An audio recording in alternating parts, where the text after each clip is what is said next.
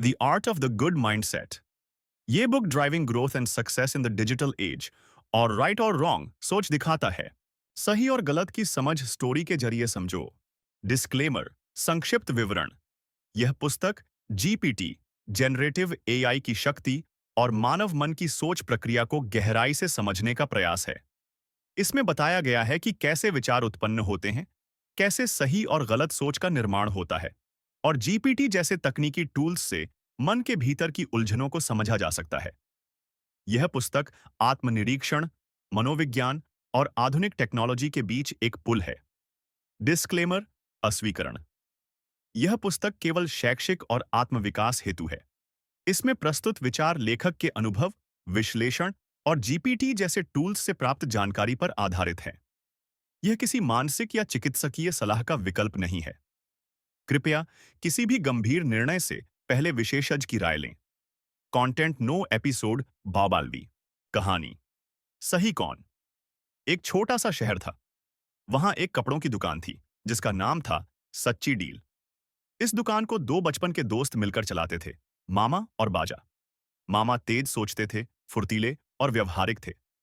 वही बाजा शांत, धैर्यवान और गहराई से सोचने वाले इंसान थे।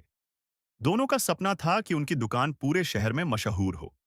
शुरुआत में सब अच्छा चला, लेकिन जैसे जैसे दुकान बढ़ी, वैचारिक टकराव शुरू हुआ। एक दिन मामा बोले, सेल लगाओ, भीड़ आएगी, बिक्री बढ़ेगी। बाजा बोले, सेल में प्रॉफिट कम होता है, हमें क्वालिटी और ब्रांड पर ध्यान देना चाहिए। मामा बोले, तुम डरते हो रिस्क से। बाजा बोले, तुम जल्दबाज हो, सोचते नहीं हो गहराई से। हर दिन बहस, और दोनों सोचते थे कि मैं ही सही हूं। एक बुजुर्ग ग्राहक रोज दुकान आता था, शंकर काका। उसने एक दिन दोनों की बहस देखी और मुस्कुराकर कहा, बेटा, एक सिक्का भी दो चेहरों से बनता है।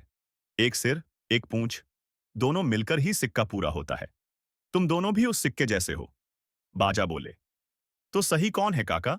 शंकर काका बोले, तुम दोनों अपने अपने अनुभव से सही हो, लेकिन जब मैं ही सही हूं का अहंकार आ जाता है तो सच्चाई पीछे रह जाती है और ईगो सामने आ जाता है। सबक, सही गलत विचारों में नहीं, नजरिए में होता है। दो सच्चे लोग भी एक बात को अलग तरीके से देख सकते हैं। सही कौन का जवाब तब तक नहीं मिलेगा जब तक हम सवाल पूछते रहें, मैं ही क्यों सही हूं। अंत में मामा और बाजा ने सीखा कि सुनना और सम्मान देना भी उतना ही जरूरी है जितना कि सही होना। अब वो हर निर्णय में बहस नहीं, चर्चा करते हैं। आगे सुनते रहिए।